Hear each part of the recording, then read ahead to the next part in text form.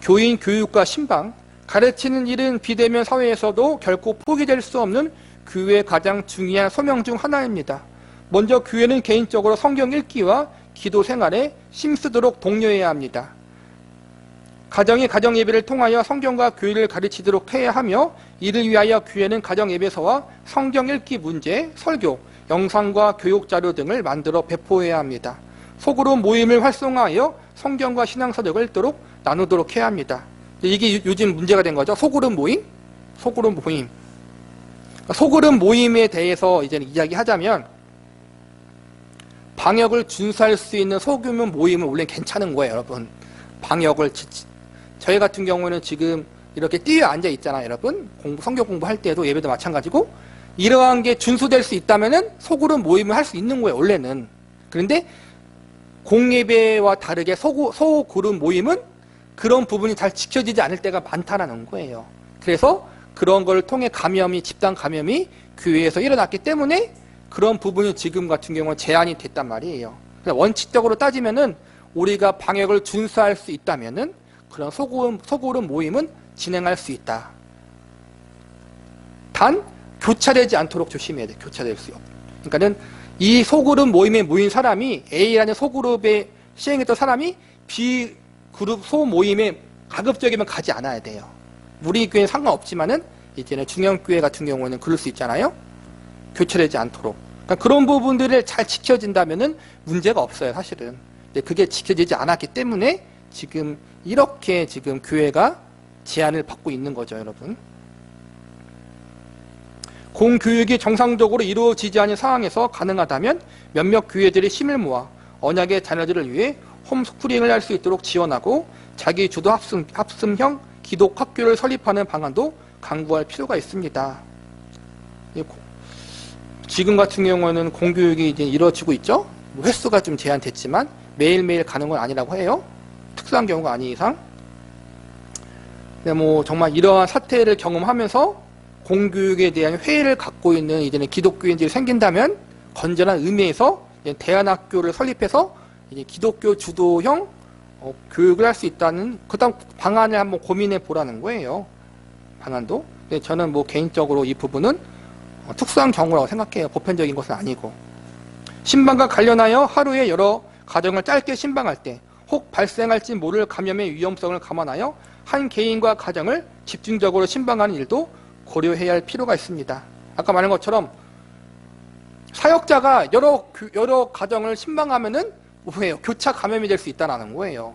그 부분을 조심하라는 거예요. 신방을 할 때 일정한 기간 동안 한 가정만 집중하고 이제는 감염의 위험이 끝날 때 이제 뭐 다른 가정을 신방하고, 그러니까 그런 부분을 고려해 보라는 건데 지금 같은 상황은 좀 힘든 것 같아요. 이 부분에 대해서는 지금 이게 쓰여진 게 좀 심각했던 부분이 완화되었을 때 쓴 거거든요. 다시 좀 심각해졌잖아요. 이런 부분은 조심해야 할 부분. 뭐 이제는 가정 신방이 힘들 경우 이제는 다른 방편을 통해서 전화를 통해서 하든지 뭐 그런 비대면으로 신방할 수 있는 경우를 한번 좀 지혜롭게 생각해 볼 필요는 있는 것 같아요. 중요한 거는 교차하면 절대로 안 돼요. 이게 겹치면 안 된다는 거예요. 필요하다면 화상 또는 음성통화 프로그램을 활용하여 개인 혹은 가정별로 가르치고 신방하는 예를 도모할 수 있습니다. 사실 젊은 사람 같은 경우에는 원래 SNS나 그런 게 워낙 발달했으니까 단체 대화방을 통해서 뭐 더 그런 걸 잘하기도 해요. 문제는 어른들이 좀 그런 부분이 힘들죠. 힘든 부분. 그리고 저희 교회는 지금 블로그하고 또 이제는 유튜브를 통해서 블로그에서는 설교 원문을 올리고 또 이제는 유튜브에서는 동영상을 올리잖아요. 여러분들이 일단 필요하실 때, 시간 되실 때 또 그런 것을 자주 보면서 또 성경 공부를 하는 게 좋아요. 저희 교회 같은 경우는 소모임이 따로 없잖아요, 여러분. 근데 물론 중요한 교회, 좀 규모가 있는 교회들은 자주 소모임을 해서 말씀 공부를 해요. 말씀 공부를. 이렇게 모임 가져서. 근데 저희가 그런 건 저희는 힘들잖아요. 그렇기 때문에 그러한 것에 대한 대안으로 제가 이제는 성경 동영상을 올렸잖아요. 공부하는 것을, 했던 것을. 보면은 이제 유튜브 같은 경우를 보면은 주제별로 제가 엮어놨어요. 주제별로 시간을 정해서 뭐 하루에 하나, 이틀에 하나, 뭐 3일에 하나 해가지고 동영상을 보면서 또 책을 보면서 같이 공부하는 것도 참 유익할 것 같아요, 여러분. 여러분을 위해서 제가 올리잖아요, 여러분. 그것을 주제별로 잘 보셔요, 여러분. 보셔요, 여러분. 뭐 재미가 없을 수 있겠지만 그래도 또 이게 한쪽으로 치우치지 않고 가르치려고 제가 많이 노력을 하잖아요. 그리고 책 같은 경우에는 여러분 집에 있잖아요. 없으면은 교회 뒤편에 다 있어요, 여러분. 제가 성경 공부 올린 거에 대한 책들이. 보시면서 하나씩 보셔요, 한 번씩.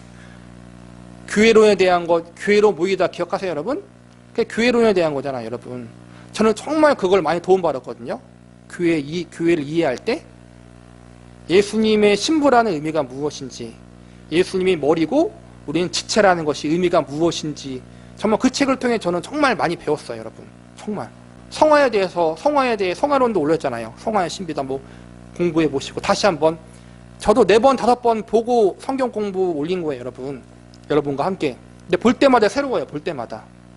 여러분도 그런 것을 바쁘니까 매일 못 보지만은 시간 되실 때 틈틈이 한번 공부하시면서 그런 걸 정립했으면 좋겠어요. 그러면은 뭐가 잘못된 것이고 뭐가 옳은 것이고 뭐가 한쪽으로 치우친 건지 분별이 조금 돼요, 여러분. 분별력을 기르는 게 참 중요해요. 최소한 제가 가르치는 거에 대해서는 그게 뛰어난 건 아니지만 분별력, 방향성은 잡아주고 있거든요, 여러분. 그러니까 여러분께서 그런 연습을 했으면 좋겠어요. 집에서, 가정에서.